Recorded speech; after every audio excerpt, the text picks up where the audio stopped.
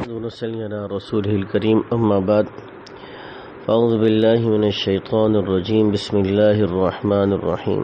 1 minute کا مدرسہ، سبق نمبر 66 ہے۔ نماز کا ترجمہ ہم یاد کر رہے تھے۔ تشہد کے بعد ہم درود شریف پڑھتے ہیں نماز میں۔ اللہم کا مطلب ہے اے اللہ، صلی علی، آپ رحمت فرمائیں۔ نماز کی سنتیں: خواتین جب سجدے میں جائیں گی تو قاعدے میں بائیں طرف بیٹھیں گی اور بیٹھنے کے دوران میں اپنے دونوں پاؤں دائیں طرف نکالیں گی۔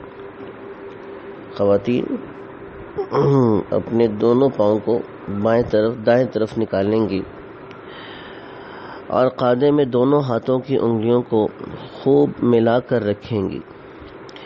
بڑے بڑے گناہ جو بغیر توبہ کے معاف نہیں ہوتے، نامحرم کے پاس تنہائی میں بیٹھنا، جیسے کہ پہلے عرض کیا گیا، آج کل اس معاملے میں بڑی بے احتیاطی ہوتی ہے۔ آفیسز کے اندر، کلاس رومز کے اندر، دفاتر کے اندر، گھر کے اندر خادمہ ہے اور وہ کسی کمرے میں صفائی کر رہی ہے، وہاں پہ کوئی مرد بیٹھا ہوا اپنا کام کر رہا ہے تو وہاں پر بھی خلوت ہو جاتی ہے۔ تو قصد کے ساتھ کسی نامحرم سے بات کرنے کے لیے بیٹھنا ہی خلوت نہیں ہے۔ کسی بھی اعتبار سے ایک ایسی جگہ ہو جو کہ بالکل تنہا ہو، وہاں پہ کسی کی مداخلت نہ ہو اور اس میں کسی نامحرم خاتون کے ساتھ تنہائی ہو جائے تو وہ بھی ناجائز ہے اور حرام ہے۔ ناچ کا دیکھنا، تو ناچنا اور ناچنے کو دیکھنا یہ دونوں چیزیں حرام ہیں۔ موسیقی کو سننا، میوزک کو سننا بھی شریعت نے منع کیا ہے، گناہ کبیرہ ہے، حرام ہے۔ گناہوں کے نقصانات جو انسان کو پیش آتے ہیں، عزت اور شرافت کے القابات چھن کر ذلت اور رسوائی کے خطاب ملتے ہیں۔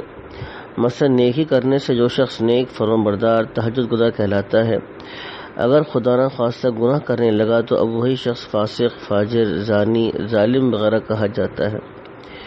نیکیوں کے فائدے جو انسان کو ملتے ہیں کہ بعض نیکیاں ایسی ہیں جس سے کہ انسان کے کو رزق میں کشادگی ہوتی ہے، جیسا کہ حدیث پاک میں ہے کہ جو آدمی سونے سے پہلے سورہ واقعہ پڑھ لے گا تو اس کو کبھی فاقہ نہیں ہوگا۔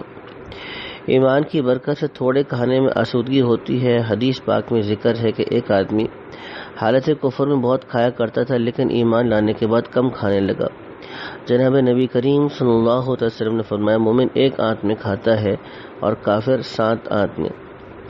بعض دعاؤں کی یہ برکت ہے کہ بیماری لگنے اور مصیبت آنے کا خوف نہیں رہتا۔ جیسے کسی مریض یا مبتلا مصیبت کو دیکھ کر یہ دعا پڑھ لے، الحمدللہ الذی عافانی مما ابتلاک بہ وفضلنی علی کثیر ممن خلق تفضیلا۔ اللہ سبحانہ وتعالی ہم کو بھی پورے کے پورے دن کے برکات نصیب فرمائے۔ وآخر دعوانا الحمدللہ رب العالمین۔